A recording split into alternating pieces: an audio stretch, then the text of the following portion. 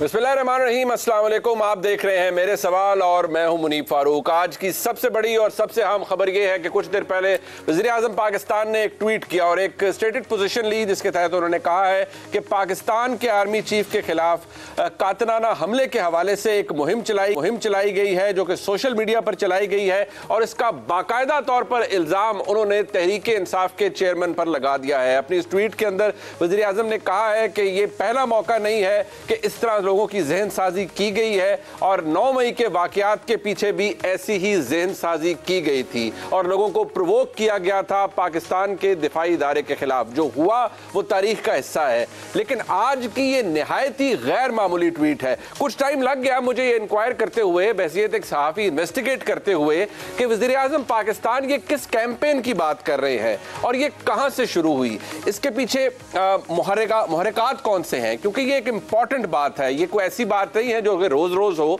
और ये बात पाकिस्तान के आर्मी चीफ के हवाले से है। जो ट्वीट है प्राइम मिनिस्टर ऑफ पाकिस्तान की, वो हमारे सामने है और बड़ी डिटेल ट्वीट है। उन्होंने ना सिर्फ इसको कंडेम किया है बल्कि ये भी कहा है कि जो लोग इसके अंदर इन्वॉल्व हैं, जो लोग इस तरह की जहनसाजी कर रहे हैं, या वो लोग जो इस काम के अंदर कोई प्लानिंग कर रहे हैं या प्लानिंग कर चुके हैं, उन तमाम लोगों को इंसाफ के कटहरे में लाया जाएगा। वज़ीर-ए-आज़म के नुमाइंदा खुसूसी ताहिर अशरफी साहब ने भी इस हवाले से कुछ देर पहले गुफ्तगू की।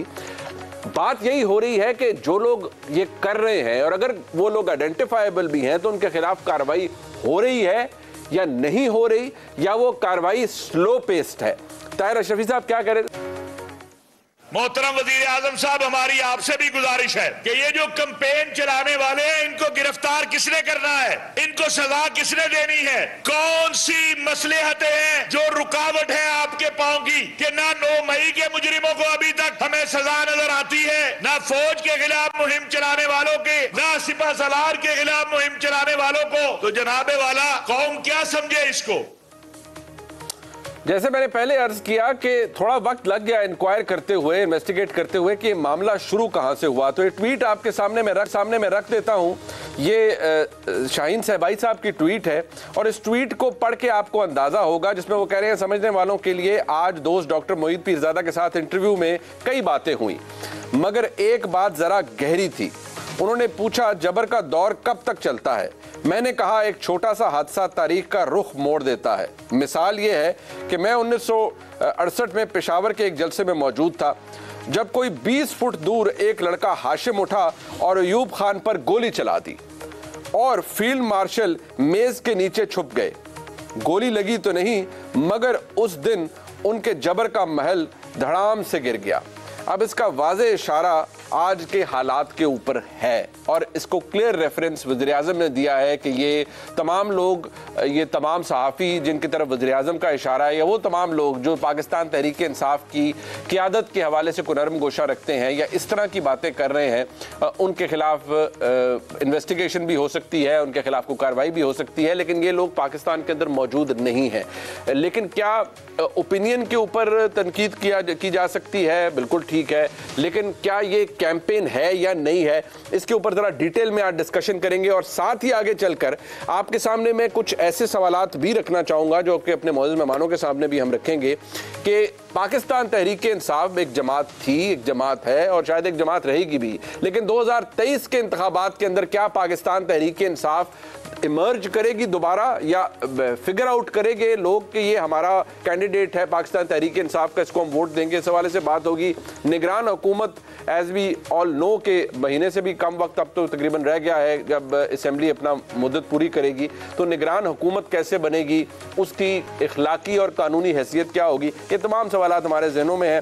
मैं अपने मेहमानों का तारुफ करवाता। तारड़ साहब हमारे साथ मौजूद हैं, मुआविन खुसूसी वज़ीर-ए-आज़म पाकिस्तान के। बहुत से मामला तारड़ साहब देख रहे होते हैं और बहुत से ऐसे मामला हैं जो कि मैं बार बार कहता हूँ ऑफिशियली तो बहुत से मामला होते हैं, अनऑफिशियल मामला भी उनके पास होते हैं। बहुत शुक्रिया तारड़ साहब, आपका आपने वक्त दिया।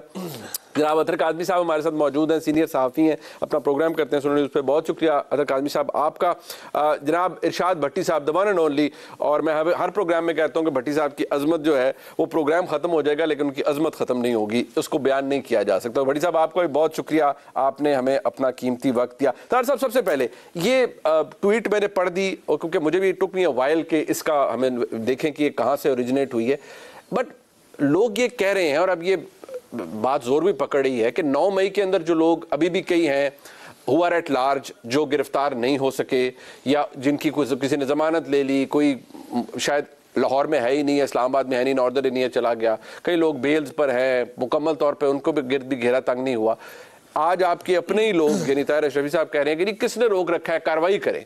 सो थोड़ा रिस्पॉन्स लूकवार्म है हमारी हुकूमत का या रियासत का? नहीं, देखिए मैं ये समझता हूँ कि बड़ी साइंटिफिक और तकनीकी बुनियादों पे इन्वेस्टिगेशन हुई है। मैं एग्जैक्टली आपको जो बताना चाहता हूँ ये है कि जियो फेंसिंग की गई है, टेक्निकली वीडियोस के थ्रू आइडेंटिफाई किया गया है नादरा के डेटाबेस से लिंकअप करके जिन लोगों के खिलाफ मुकदमात चल रहे हैं एंटी टेररिस्ट कोर्ट में, जिनके खिलाफ चल रहे हैं मिलिट्री कोर्ट्स में, लोग आइडेंटिफाइड हैं, पकड़े गए हैं। कुछ लोग एट लार्ज हैं, फॉर एग्जांपल मुराद सईद है, उसके बारे में खबर ये है कि वो शायद अफगानिस्तान का बॉर्डर क्रॉस कर गया।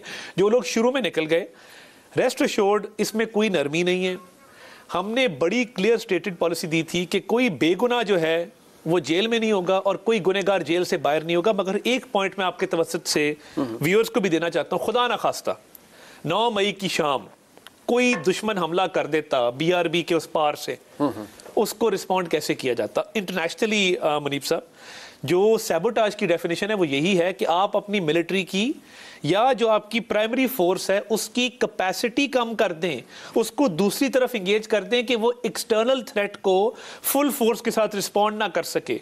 तो ये मकसद था। प्रॉब्लम क्या है, ये जो ट्वीट्स भी आ रही हैं, जो मामलात हो रहे हैं, फ्रस्ट्रेशन है कि इदारे की सपोर्ट जब ख़त्म हुई खान साहब के पीछे से, बिकॉज उनको आदत थी। तो हमारी जिस तरह 2018 का इलेक्शन, उससे पहले मामलात हुए, जब न्यूट्रलिटी आ गई, लास्ट अप्रैल में कह दिया अब न्यूट्रल हैं, वो बात हजम नहीं हो रही। अब जब बिगड़ा हुआ बच्चा हो जिसको आते हों बुरी, तो फिर वो या दाढ़ी नोचता है या गिरेबान तक आता है। नहीं, बट तो ये मामला खान या मतलब तहरीक इंसाफ के चेयरमैन तो अभी भी ये नहीं मानते ना, उनका ख्याल तो न्यूट्रलिटी एग्जिस्ट नहीं करती। वो तो कहते हैं कि पहले उधर था, तो अब वो तो कहते हैं लंदन प्लान है, उसके तहत मेरे साथ सब कुछ हो रहा है। But that is besides the point. Important बात यह है कि जो ट्वीट भी मैंने आपके साथ शेयर की है, ये एक सहाफ़ी की है, मुल्क से बाहर तशरीफ रखते हैं, उन्होंने जिक्र भी एक और सहाफ़ी का किया है, वो भी मुल्क से बाहर है। ठीक है, किसी की इंक्लिनेशन होना किसी की जानिब, किसी जमात की जानिब, लेकिन इसको इस हद तक ले आना कि ये खुदा न खास्ता मौजूदा आर्मी चीफ के खिलाफ एक कत्ल की साजिश है और एक कैंपेन है, ये बड़ा सीरियस चार्ज है। देखिए, अनफॉर्चुनेटली लाइंस बड़ी क्लियर ड्रॉ हो चुकी हैं। कुछ लोग हैं जो अपनी प्लेटफॉर्म्स को, जो जर्नलिज्म के प्लेटफॉर्म्स हैं, उनको यूज़ करते हुए अब नेशनल सिक्योरिटी पे सवाल उठा रहे हैं, उसको बाकायदा एक प्रोपगेट कर रहे हैं और एक सियासी जमात की लाइन को टोकरे। मैं समझती हूँ बड़ी बदकिस्मती है कि आप मुल्क से बाहर बैठ के सिपाही सालार के हवाले से इस तरह की ट्वीट्स करें, ये जेब नहीं देता। देखें, आप 100 दफ़ा डिफ़र करें, किसी पॉलिसी पे आप बात कर लें, बट इस हद तक जाना कि किसी के असैसिनेशन अटेम्प्ट को इनकरेज करवाना या उस हवाले से बात करना, मैं समझता हूँ इसकी हमारे मुल्क में कोई जगह नहीं है। बट वो इंप्रेशन तो ये दे रहे हैं कि तहरीक इंसाफ के चेयरमैन बार बार ये कहते हैं कि ये तो जनरल मुशर्रफ के डिक्टेटरशिप थी और वो मार्शल लॉ था, उससे बुरे हालात हैं आज। देखिए, मेरी पार्टी के लोग चले गए, फोर्स डिजर्शंस करवा दी, सब कुछ हो गया, तो मेरे साथ तो ये सब कुछ हो रहा है। और ये सब मैं रिपीट करूँगा, वो कहते हैं सब लंदन प्लान का हिस्सा है जी, मेरे साथ हो रहा है ये सब। 9 मई खान साहब को किसी ने कहा था कि करें, और देखिए खान साहब की, उनकी फैमिली की, मैं फैमिली कह रहा हूँ, उनकी तीनों बहनें कोर कमांडर हाउस के बाहर मौजूद थीं। उनका भांजा जो है वो कोर कमांडर की वर्दी पकड़ के बाहर एक कंटेनर पे खड़ा था और लहरा रहा था। इसके अलावा घर में बैठ के सारी प्लानिंग हुई। देखें, अब पहले इन्होंने कहा हमारा ताल्लुक नहीं है, ये हमारे लोग नहीं है, ये एजेंसियों के लोग हैं। एक एक बंदा आइडेंटिफाई हुआ है। ठीक है, एक बार बंदा था, वो गेट तोड़ रहा था, उन्होंने कहा जी ये फौजी अफसर है, वो आइडेंटिफाई हो गया, लाहौर के एक होटल में मैनेजर है। तो ये प्रोपेगेंडा इन्होंने किया है। 9 मई के वाकयात इनएक्सक्यूजेबल हैं। अगर आज आपने 9 मई के वाकयात पे NRO दे दिया, माफी दे दी, तो फिर मेरा ख्याल है आइंदा ना इंटरनल थ्रेट ना एक्सटर्नल थ्रेट, इस मुल्क का वजूद खतरे में पड़ जाएगा। इससे आगे मैं क्या कह सकता हूँ। अब भट्टी साहब, ये जो अभी ट्वीट मैंने शेयर की है, शाहीन सबाई साहब की ट्वीट है और मैंने पढ़ के भी सुनाई, लेकिन वज़ीर-ए-आज़म पाकिस्तान का बाकायदा तौर पर एक लंबा चौड़ा ट्वीट है, आपकी नजर से गुजरा होगा, बड़ा सीरियस चार्ज है, उन्होंने डायरेक्ट किया है इसको तहरीक इंसाफ के चेयरमैन पे अब किसी सहाफ़ी की क्या इंक्लिनेशन है, कोई अपना तज्जिया तबसरा कैसे दे रहा है? शाहीन सबाई साहब मुल्क से बाहर है, डॉक्टर मोहित पीज़ादा साहब भी मुल्क से बाहर है, बट आपको ये लग रहा है कि ये लोग वाकई खुदा न खास्ता ये रेफर कर रहे हैं कि ये कैंपेन है पाकिस्तान के मुसल्लह अफवाज के सरबराह के खिलाफ, और खुदा न खास्ता ऐसी मजमूम साजिश है कि उनको लोगों को किसी को इनकरेज कर रहे हैं कि उनको कत्ल खुदा न खास्ता किया जाए? देखिए, पहली बात तो ये है कि इस तरह का तासुर छोड़ दीजिए कि शाहीन सबाई साहब ने क्या ट्वीट की, वज़ीर आज़म साहब ने क्या ट्वीट की, और इसका छोड़ दीजिए, लेकिन इस किस्म का तासुर भी अफसोसनाक है, शर्मनाक है, काबिल मज़म्मत है। और जो ज़हन साजी है या जो मनसूबा साज हैं या जो इसके पीछे हैं, या अगर ये मुनज़्ज़म मुहिम है या अगर इसके पीछे कोई और हैं, तो वो सामने लाना चाहिए। लेकिन सवाल ये है यहाँ कि क्या इस एक ट्वीट जो अमेरिका में बैठे एक सहाफ़ी ने की, या एक चंद सहाफ़ियों ने की, या चंद सोशल मीडिया एक्टिविस्ट ने की, वज़ीर आज़म साहब के पास क्या सबूत हैं कि ये जो कल की बात थी वो आज के आर्मी चीफ से मुंसलिक की जा सकती है? वज़ीर आज़म साहब ने जो एक तहरीक इंसाफ और चेयरमैन तहरीक इंसाफ पर लगाया है, क्या सबूत है उनके पास से? वो कौम के सामने रखें ताकि हम सारे मिलकर मजम्मत करें, सारे मिलकर कहें कि ये गलत है। दूसरे, क्या ये सियासी सिर्फ एक प्रोपेगेंडा है इलेक्शन से पहले, या 9 मई जो एक शर्मनाक दिन है, अनडाउटेबली इसके ऊपर रोशनी डालिएगा बड़ी साहब, इस पर रोशनी डालिएगा, क्योंकि तहरीक इंसाफ के चेयरमैन एक डेकोरेटेड अफसर जिनका आपको पता है, उनके ऊपर अपने कत्ल का इल्जाम लगाते रहे कि मुझे कत्ल करवाना चाह रहे हैं। बार बार मैंने दोबारा मिसाल दी कि वो कहते हैं ये लंदन प्लान का हिस्सा है इन्होंने मुझे, कभी वो कहते हैं मेरे हेलीकॉप्टर के अंदर पेट्रोल को मिक्स करवा के उसे इंजन फेल करा रहे थे, कभी कह रहे थे मुझे रॉकेट लॉन्चर से मारने की कोशिश की जा रही थी, आज वो कहते हैं ये मुझे एलिमिनेट करना चाहते हैं, मेरी पार्टी खत्म करना चाहते हैं और ये लंदन प्लान का हिस्सा है। और वो बार बार एक ही कहते हैं, और वो इशारा पाकिस्तान की फौज के सिपह सलार की जानिब भी होता है। तो फिर अगर ऐसी कोई ट्वीट किसी की तरफ से आएगी जो कि तासुर ये होगा कि वो बड़ा नरम गोशा रखता है तहरीक इंसाफ के चेयरमैन की जानिब से, तो क्या ये प्राइम मिनिस्टर का असेस करना या ये कहना कि ये वाकई एक कैंपेन है, ये गलत होगा, या आपको लगता है कि नहीं ये बहुत ओवर स्ट्रेच कर दिया है प्राइम मिनिस्टर ने इसे? देखिए भाईजान, 9 मई, और इसको ज़रा सेपरेट रखें, 9 मई या एक जो 14 महीने से जो गद्दार, न्यूट्रल, मीर जाफ़र, मीर सादक, वो क्या कहते हैं डर्टी हैरी और फलाना और वो सारा, और वो हम इकट्ठे होते थे और इसकी मजम्मत करते थे, जब कल पीडीएम कर रही थी उस वक्त भी, और आज जब ये कर रहे हैं इस वक्त भी। और 9 मई वाकई शर्मनाक है, जैसे मैं कह रहा था, स्याह दिन है, 9/11 है, और वाकई जो गैरों ने नहीं किया 75 सालों में वो अपनों ने किया। लेकिन भाईजान, ये जो वाकया है या ये है, वज़ीर आज़म पाकिस्तान है, मैं अगर असेस करूं कि एक साफ़ी हैं, उनका राबता है चेयरमैन तहरीक इंसाफ से या किसी सियासतदान से, तो चूंकि राबता है और पीछे पसे मंजर ये है, तो इसलिए ये ट्वीट इस वजह से आई है।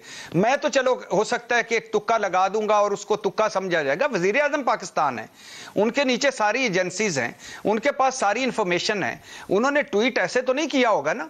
अगर ऐसे किया है तो ये तो बड़ी शर्मनाक बात है, अफसोसनाक बात है, और ये काबिल मुजम्मत बात है कि अगर इस तरह वज़ीर आज़म सबूत लेकर आए सामने, सबूत सामने आए। और दूसरी बात, एक और भी बात है, ताहिर अशरफी साहब की छोड़ें, वो तो उन्होंने तो इद्दत भी पूरी नहीं की एक हुकूमत से दूसरी हुकूमत में जाने के लिए, उनको छोड़ें। लेकिन बात यह है कि 9 मई अभी बहुत सारे सवाल हमें रहते हैं। जो लास्ट डीजी आईएसपीआर ने प्रेस कॉन्फ्रेंस की थी, उन्होंने बताया था 2 या 4 मास्टरमाइंड हैं, 10-12 प्लानर्स हैं, और फिर उन्होंने बताया कि हमने अपने अंदर एहतसाब कर लिया, 4 स्टार जनरल्स की फैमिली को नहीं छोड़ा, 3 स्टार्स को नहीं छोड़ा, अफसरों को नहीं छोड़ा, और हमने किसी तरह जीरो टॉलरेंस रखी और नहीं रखेंगे। तो अब हम तवक्को तो कर रहे हैं ना कि वो मास्टरमाइंड कौन है, उनको भी सामने लाया जाए, और वो जो प्लानर्स हैं वो भी सामने लाया जाए। ये सिर्फ और जो बाकी वजीर आजम साहब या पीडीएम है, ये तो अल्लाह की शान है कि ये आज वो बातें कर रहे हैं जो हम इनसे जब ये अपोजिशन में थे तो दरखास्तें करते थे कि आप ये किया करें। तो लेकिन वो छोड़ दीजिए, वो सियासत है। मगर इस मामले में वजीर आजम पाकिस्तान को एक बाकायदा, जैसे वो प्रेस कॉन्फ्रेंस करते हैं, उनको करना चाहिए कि भाई मेरे पास ये सबूत है, कौम के पास ये सबूत है। बट बड़ी साहब, मुझे जो आपकी बात से बात कर चाहे एक सबूत है। दूसरी बात आपने कहा 9 मई के वाकये से मुतालिक भी अभी बहुत से सवालात हैं जो कि हैं, मैंने तारा साहब के सामने भी रखे। बहुत से लोग ऐसे हुआ स्टेट एट लार्ज अभी तक पकड़े नहीं गए, कोई पता भी नहीं है। लेकिन मेन बात यह कि आपको यह लग भी रहा है कि ऐसे किसी मामले से जो कि ऐसी कोई ट्वीट शुरू होती है या एक कैंपेन शुरू होती है, इसको हुकूमत इस्तेमाल भी कर रही है। अब काज़मी साहब, मुझे आप ये बताइएगा भाईजान, अगर एक मिसाल के तौर पे एक सिर्फ जुमला मिसाल के तौर पे, मैं हूं मुस्लिम लीग का लाइक माइंडेड, मैं मुस्लिम लीग का लाइक माइंडेड हूं, मेरा हाउस ऑफ शरीफ से राब्ता है। क्यों मजाक कर? मैं एक बार बैठा हूं, मैं एक ट्वीट करता हूं, तो क्या ये काफी है कि ये कहना कि ये नवाज शरीफ साहब का ही प्लान है जो मैं पेश कर रहा हूं? ये मरियम साहबा का ही प्लान है जो मैं पेश कर रहा हूं? ये बात, इसका जवाब तो तारड़ साहब ही दे सकते हैं, बट मैं जरा असर काज़मी साहब से पूछ लूं। काज़मी साहब, मुझे आप ये बताइएगा, ये इस पूरे मामले को ये बात ढकी छुपी नहीं है कि बहुत से हमारे कोलीग्स, बहुत से लोग, और ये बात अब कही भी जाती है, बहुत से लोगों ने, एक होता है कि जेन्युइन क्रिटिसिज्म करना, आप भी करते हैं, भट्टी साहब भी करते हैं और भी करते हैं, कुछ लोग तो मोहब्बत तहरीक इंसाफ के चेयरमैन में इस हद तक आगे चले गए कि फिर उनको बाद में सॉरी करके वापस आना पड़ा और बहुत से मामलात को अपने लिए दुरुस्त करना पड़ा। तो आपको लगता है कि यहाँ भी ऐसी स्टेज है कि कुछ लोग मोहब्बत तहरीक इंसाफ के चेयरमैन में या मोहब्बत कासिम के अब्बा में अभी तक कितने डूबे हुए हैं कि वो फिर इस माहौल को भी बड़े कुछ नए नए नाम दे रहे हैं कि जबर का माहौल है, ये हो गया, वो हो गया, और फिर इस तरह के मामलात की तरफ इशारा कर रहे हैं? या आपको लगता है कि नहीं, इस मामले को हुकूमत बस इस्तेमाल कर रही है अपनी मर्जी से? देखिए, हमेशा जो रियलिटी होती है, सच होता है, वो समवेयर इन बिटवीन होता है। कहीं दोनों तरफ से कोशिश होती है कि मामलात को अपने, जिस तरह कहते हैं, एडवांटेज के लिए इस्तेमाल किया जाए। लेकिन एक चीज समझने की है, देखिए ये बड़ा इंपॉर्टेंट है कि हमें चीजों को उस नहज पे नहीं लेके जाना चाहिए। तनकीद मैं भी हुकूमत पे करता हूँ, हुकूमत वाले किसी और पे करते होंगे, कोई और शख्स किसी और पे करता होगा, देख पर ये मुल्क होगा, निजाम चलेगा, तो यहाँ पे हमारी सहाफत होगी, किसी की सियासत होगी, किसी की वकालत होगी। कुछ जो बिल्कुल ही उस नहज पे आप चीजों को ले जाते हैं कि जहां पे खुदा ना खास्ता पाकिस्तान की जो है वो के लिए खतरा पैदा होना शुरू हो जाए। यहाँ पे कोई भी कमजोर होगा, मुनीब साहब, कोई भी कमजोर होगा तो यकीन कीजिए कि कभी भी पाकिस्तान मजबूत नहीं हो सकता। यहाँ पे मुकन्ना कमजोर होगी, अदलिया कमजोर होगी, इस्टेब्लिशमेंट कमजोर होगी, हमारी सियासी जमातें कमजोर होंगी, तो भूल जाएंगे पाकिस्तान कभी मजबूत होगा। क्रिटिसिज्म वो होना चाहिए जहां पे इनकी गलतियों की हम निशानदेही करें, ये ना करें कि इनको मिटा दो, ये गद्दार है, वो है, ये गलत बात है। कोई भी सियासी जमात पाकिस्तान की गद्दार नहीं है, कोई सियासतदान गद्दार नहीं है। हाँ, गलतियां सबसे होती हैं, आइन और कानून के मुताबिक उनके साथ सलूक किया जाए। जहां तक ये इस स्पेसिफिक वाक़े का ताल्लुक है, वजीर आजम साहब पाकिस्तान के चीफ एग्जीक्यूटिव हैं, उनके पास मुख्तलिफ जो एजेंसियां उनको रिपोर्ट्स देती हैं। अगर उनके पास कोई ऐसी रिपोर्ट है, मेरे ख्याल में ये बड़ी तशवीशनाक चीज है, ये कोई छोटी बात नहीं है कि किसी आम शख्स ने खड़े होकर ट्वीट कर दी, ये मुल्क के वजीर आजम ने की है, तो उनको कोई ना कोई रिपोर्ट आई होगी और अब ये जरूरी है कि वो चीजें सामने भी आए। बट एक बात काजी साहब, एक बात देखिए, ये बात तो आपको भी पता है कि खुद तहरीक इंसाफ के चेयरमैन ने पिछले 1-1.5 साल के अंदर, गो के भट्टी साहब ने कहा कि वो हम सब उसकी मजम्मत भी करते रहे, लेकिन जहन साजी तो की अपने लोगों को एक आला अफसर के खिलाफ, जो कि एक डेकोरेटेड आला अफसर है, एक बहुत ही आम मनसब पर है, उनके खिलाफ जहन साजी की अपने फॉलोअर की, और फिर लोगों को मीर जाफर, मीर सादिक के अलकाबात से भी नवाजा, एक पूरी कैंपेन तो की। फिर इससे मुमकिन तो है कि उनका वोटर ही नहीं बल्कि वो तज्जिया निगार या वो सहाफी जो कि समझता है कि इमरान खान या तहरीक इंसाफ ही सेवियर है पाकिस्तान के लिए, वो इस रौ में बह गए और इस रौ में बहते बहते फिर वो बहुत सी बातें कर जाते हैं। देखिए, हो सकता है कहीं पे नामुनासिब बात की हो किसी साफी ने। मैंने टू बी ऑनेस्ट वो जो ट्वीट है शाहीन सबाई साहब की जिसका आप जिक्र कर रहे हैं ना, वो व्लॉग देखा ना ट्वीट पढ़ी है, लेकिन जो आपने पढ़ के सुनाया वो थोड़ा सा मैंने सुना, पर मुझे नहीं पता उसकी क्या डिटेल्स हैं, किस कॉन्टेक्स्ट में बात हो रही है, कहाँ पे बात हो रही है। लेकिन इसमें कोई दो राय नहीं है, अगर आप लोगों के जहनों में नफरतें बनेंगे तो वो तो फिर उससे आगे से प्यार तो नहीं मिलेगा। इसलिए मैं कहता हूं कि हर चीज को एक हद तक, तामीरी हद तक लेके जाना चाहिए। और दूसरा छोटी सी चीज ऐड करना चाहिए, चाहूंगा। ये कोई रविश अभी से शुरू नहीं हुई है, उससे पहले 3 साल पीडीएम वाले दोस्त भी हमारे ये कुछ करते रहे, उस वक्त भी अफसरान के नाम लिए जाते थे और उस वक्त भी इस किस्म की बातें होती थी कि जनाब स्मैश कर देंगे, ये किसी ने कहा है। मीर जाफर, मीर सादिक किसी को नहीं कहा, डर्टी हैरी किसी को नहीं कहा, किसी को अपने कत्ल के इल्जाम के अंदर शामिल नहीं किया। ये इसकी डिस्टिंक्शन ये ड्रॉ करते थे। नेम कॉलिंग तो उस वक्त भी होती थी, मैं बहसियत एक पाकिस्तानी कहता था कि ये ना करें बिकॉज ये काउंटर प्रोडक्टिव है, बिकॉज इदारा या फौज अपने अफसरान जो भी हाजिर सर्विस हो, जो भी यूनिफॉर्म में हो, डेकोरेटेड अफसरान हो, उनकी करता है और बड़ा जेलसली गार्ड भी करता है उन्हें। तो फिर आपको खुशामदीद कहते हैं, इल्जामात हर कोई लगाता रहा है, ठीक है आप कह सकते हैं, लेकिन तहरीक इंसाफ के चेयरमैन ने इल्जामात लगाए, लेकिन जब जेआईटी के सामने जाते हैं उनसे पूछा जाता है कि जनाब आप कुछ सबूत दे दे, तो वो कहते हैं नहीं है भाई, मैं तो एफआईआर ही दर्ज नहीं करवा सका। बात यह है कि बहुत से मसाइल हैं, वो कानूनी मामला यहाँ जरा वो लंबा हो जाता है, उनको कैसे समझाते, लेकिन इल्जामात के सबूत तो वो भी नहीं दे पाए। बट यहाँ तारर साहब दोनों शख्सियात आपसे सवाल करें, राइटली सो, वो क्रिटिकल भी अपनी जगह, उनका क्रिटिसिज्म ठीक है कि नहीं ये कोई आम किसी बंदे ने नहीं की है, प्राइम मिनिस्टर ने ट्वीट की है, so there has to be some evidence, कोई सबूत तो दे। मुनीब साहब, प्राइम मिनिस्टर के पास 100 तरह की इंफॉर्मेशन तक एक्सेस होता है बतौर वजीर आजम के। 100 तरह की एजेंसी है, 100 तरह की लॉ इन्फोर्समेंट उनके पास एजेंसीज है जो उनको रिपोर्ट करती हैं, जो रिपोर्टें फराहम करती हैं, जो उनको डोसियर्स आते हैं। अब अगर हम भी जलसे में जाके कागज़ बनाना शुरू कर दें और बाद में वो कागज़ घुमा दें, जिसका भी केस भुगत रहे हैं साइफर वाला, तो देखिए ये जेब नहीं देता। पहली बात ये कि बहुत सारी इंफॉर्मेशन अपने सीने से साथ लगा के रखनी होती है। वक्त आएगा, पहले हर चीज़ का कानूनी और आईनी पहलू देखना चाहिए। आपका ओथ ये कहता है कि मैं बतौर वज़ीर आज़म मेरे नॉलेज में जो चीज़ लाई जाएगी वो मैं अपने तक रखूंगा, मैं किसी ऐसे शख्स को, गैर मुतल्लका शख्स को नहीं बताऊंगा। ये सेंसिटिव मामला है, इसमें कल को इन्वेस्टिगेशन होनी है, इस केस ने चलना है, ये मेरी बात लिख लें, इस केस में चलना है, इसमें गिरफ्तारियां होनी है, इसमें एविडेंस होनी है। मतलब आर्मी चीफ के खिलाफ कत्ल की मुहिम, कातलाना हमले की मुहिम, सब कुछ इसमें गिरफ्तारियां होंगी। इसमें ये ऑब्वियसली ये लीगल केस चलेगा। अगर अभी से वजीर आजम साहब हर चीज ट्वीट कर दें तो फिर कल केस की कानूनी नौयत क्या होगी?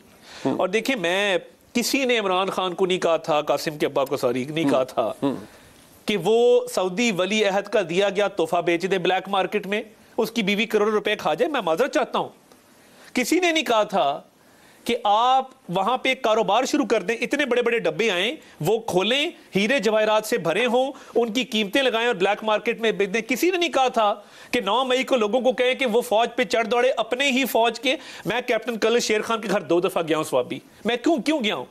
मेरे अंदर दर्द था, मैंने उसके भाई के आगे हाथ जोड़े और माफी मांगी।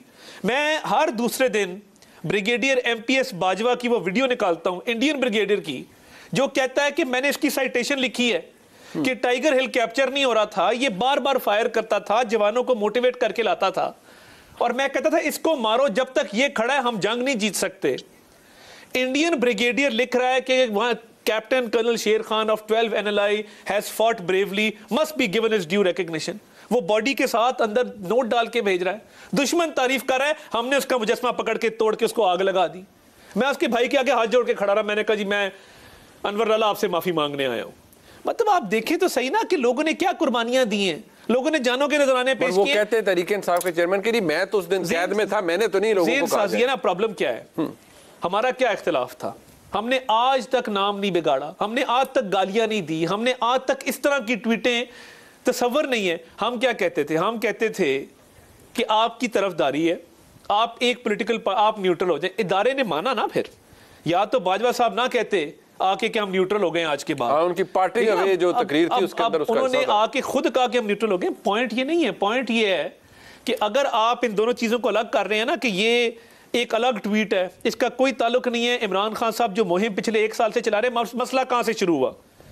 मसला वहां से शुरू हुआ कि जब कहा गया कि आपकी जो ऑनरेबल बेगम साहिबा हैं वो ये कारोबार करती हैं और ये फरा गोगी साहिबा हैं ये वो कारोबार करती हैं। वो दिन और आज का दिन वो एक कल्ट है। आपको ये बात समझना होगी कि बाकायदा फाल निकाले जाते हैं, शाम को दम का सर्कल होता है, सर्कल में बैठते हैं, कौन सा केस कहां जाना है, क्या करना है। ये बड़ी अभी भी मैं आपको क्या बताऊं, मैं देखिए मैं फट पड़ा हूं। क्यों? क्योंकि वो एक ब्लाइंड कल्ट है। अब एक साइकोलॉजिकल कंडीशन है मुनीब साहब, उसे कहते हैं परसिक्यूशनरी डिलूजन्स। अच्छा जी। कि आपको लगता है कि मैं यहां से बाहर निकलूंगा मुनीफ साहब के स्टूडियो से, यहां से गोली आ जाएगी, मैं घर जाऊंगा मेरा कुक मेरे पानी में जहर डाल देगा, मैं वहां से जाऊंगा वहां मेरी बीवी जो है वो मुझे गोली मार देगी।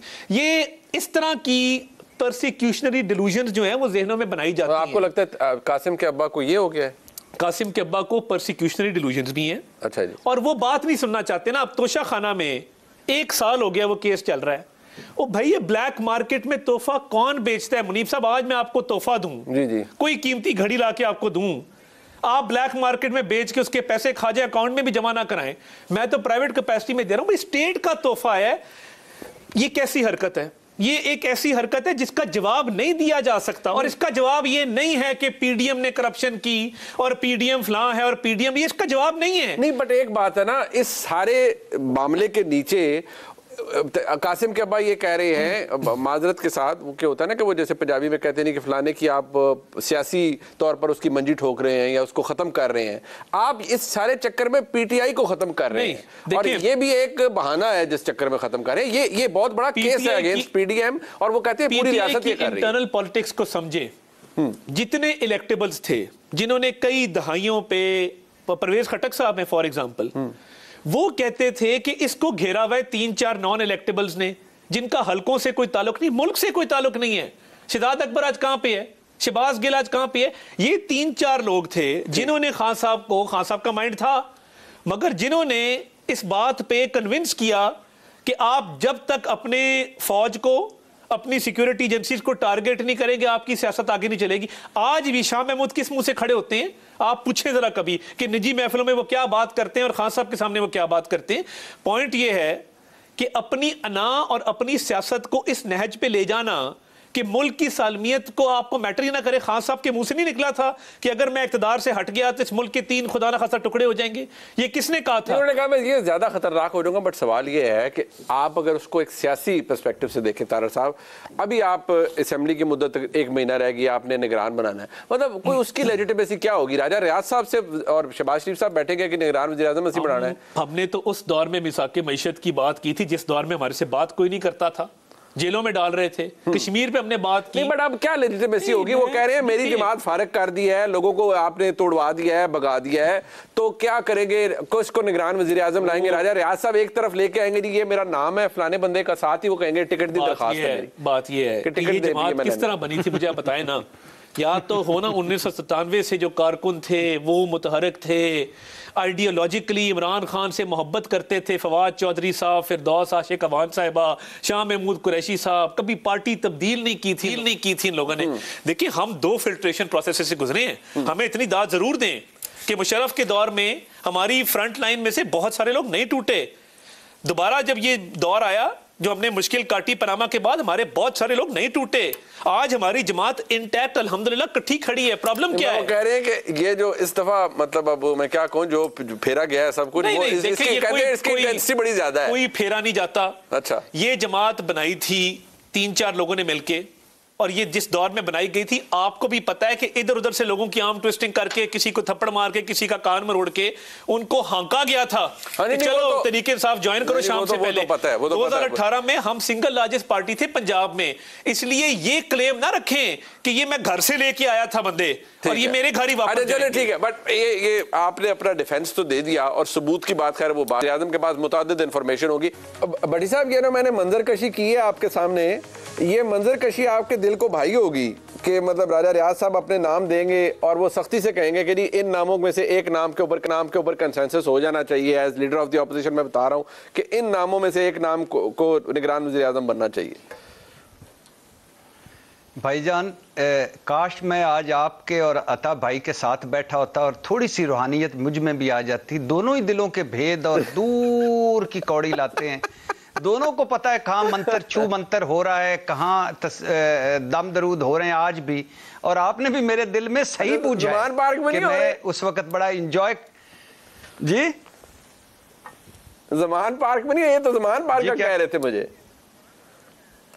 अच्छा नहीं वो तो, और इस तरह फिर देखे ना तारड़ साहब ज़मान पार्क तो नहीं जाते ना, अंदर भी नहीं जाते, तो इतनी दूर से माशाल्लाह सैटेलाइटी रूहानियत जो है वो अगर होता है या नहीं होता है वो तो एक है। चलो उसको वो समझ जाना, और आपका लाहौर में बैठ के मेरे दिल में घुस के तो समझ जाना, जो दोनों चीजें सच्ची साबित है। तो काश मैं इन दो असरे हाजिर के अजीम पीरों के साथ चंद लम्हे गुजार सकता। देखिए, पहली बात तो ये है कि 2-3 बातें तारड़ साहब ने बड़ी खूबसूरत की। हमने कहा 9 मई जो है, फिर एक मरतबा कह दूं और एज ए पाकिस्तानी कह रहा हूं, बिलीव मी, खुदा की कसम, मैं कोई डर कोई खौफ, जिस दिन कोई डर आ गया कोई खौफ आ गया उस दिन मैं ये पेशा छोड़ दूंगा या इससे निकल जाऊंगा।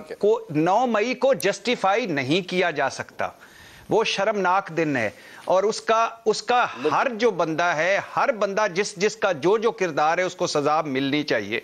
और जो तारड़ साहब ने शुरू में कहा था, एक बेगुनाह भी उसको जो है उसको सजा ना मिले और एक गुनाहगार भी ना बचे, खा वो कोई भी हो।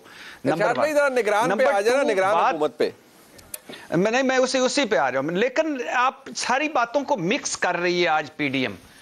अब वजीर आजम, बड़ा हसास मामला है, तारड़ साहब ने कहा है, तो हसास मामले में वजीर आजम ने को क्या ट्वीट करके कोई उनको क्या ज़हनी तसल्ली मिली थी, तस्कीन मिली थी? अगर इतना ही सेंसिटिव मामला था तो चंद लम्हे, चंद घंटे, चंद दिन रुक जाते।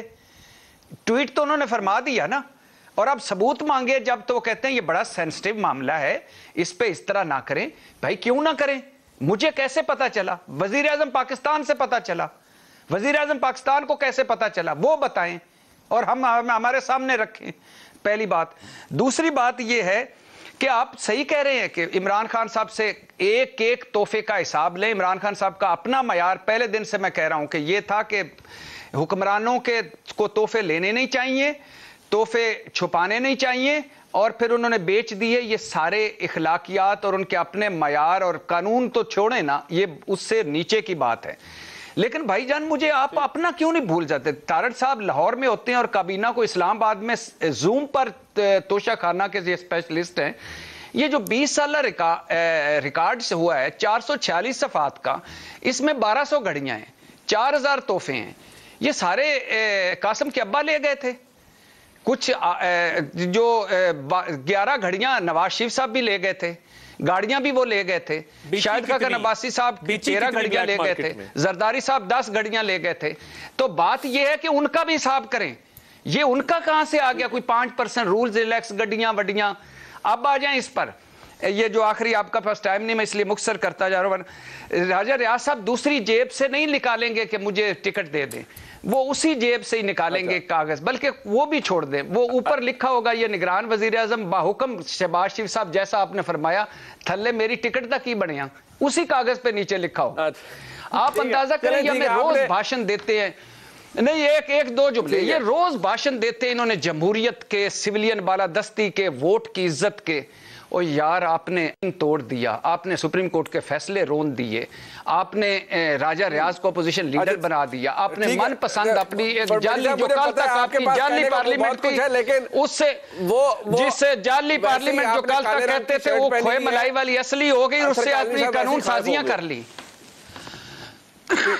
अच्छा, बात यह है, ठीक, अतर काज़मी साहब, अभी तारड़ साहब की गुफ्तगू आपने सुनी, जरा अगर निगरान हुकूमत के हवाले से आ जाए, उसकी पहली बात है वो बननी तो है, लेजिटिमेसी क्या होगी उसकी? उस पर सवाल नहीं उठेगा? एक बहुत बड़ी जमात है, पार्लियामान के अंदर मौजूद नहीं है, जब आने की उसने खुद भी खेला, आना कभी जाना, लेकिन जब वापस आने की कोशिश की, इजाज़त नहीं मिली और वो नहीं आ सकी। क्या लेजिटिमेसी होगी निगरान हुकूमत की फॉर दैट मैटर?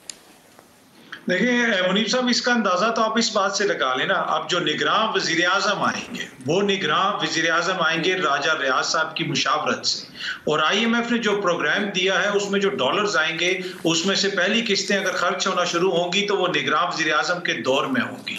और वो IMF जो है उसने गवारा भी नहीं किया कि वो इस ऑफिशियल ऑपोजिशन लीडर से कोई 5 मिनट भी मिले। इससे आप अंदाजा लगा लें कि इसकी क्या लेजिटिमेसी है। अपना दिल खुश करने के लिए हम एक निजाम बना सकते हैं, बॉक्सेस टिक कर सकते हैं, देखें जी ऑपोजिशन लीडर भी है, असेंबली भी है, करारदाद भी आ गई। लेकिन आजकल के दौर में ये ग्लोबल दौर और दुनिया देखती है कि क्या कुछ हो रहा है, जिस तरीके से जो कुछ हम कर रहे हैं, कोई लेजिटिमेसी पीछे रह गई है? जो आजाद कश्मीर में हुआ, उसके बाद जो गिलगित बल्तिस्तान में हुआ, क्या ये हम तवक्को कर रहे थे कि 13-14 जमहूरी जमातों की हुकूमत आएगी तो वहां पर राजा रियाज हमें मिलेगा? इनकी जो इतने सालों की तपस्या है, जो इतने ये फिल्ट्रेशन से गुजरे। और बिल्कुल मैं अता तारक साहब से एग्री करता हूं, ये जमातें गुजरी हैं इन सारे मराइल से। क्या उसका निचोड़ राजा रियाज है? अगर राजा रियाज उसका निचोड़ है तो फिर टू बी ऑनेस्ट फिर अल्लाह ही रहम करे इस मुल्क के ऊपर और जमहूरियत। ठीक हो गया, ठीक। मैं वक्त खत्म हो गया। वैसे हम एक और प्रोग्राम करेंगे। तोशा खाना का भट्टी साहब की सवालात बड़े आम है, और क्योंकि आपने कहा हमने बेचे नहीं है, लेकिन उन्होंने कहा ले ते है ना तुसी सारे ब्लैक मार्केट में बेचना एक जुर्म है। अच्छा चले, एक बार वो कहते हैं ले भी इतने बड़े बड़े और लोग थे माशाल्लाह साहिब हैसियत, तो लेने की जरूरत ही नहीं थी। 12 प्रोग्राम आपने देखा जी, इसका फीडबैक हमें जरूर दीजिएगा। देखने का बहुत शुक्रिया। खुदा हाफिज़।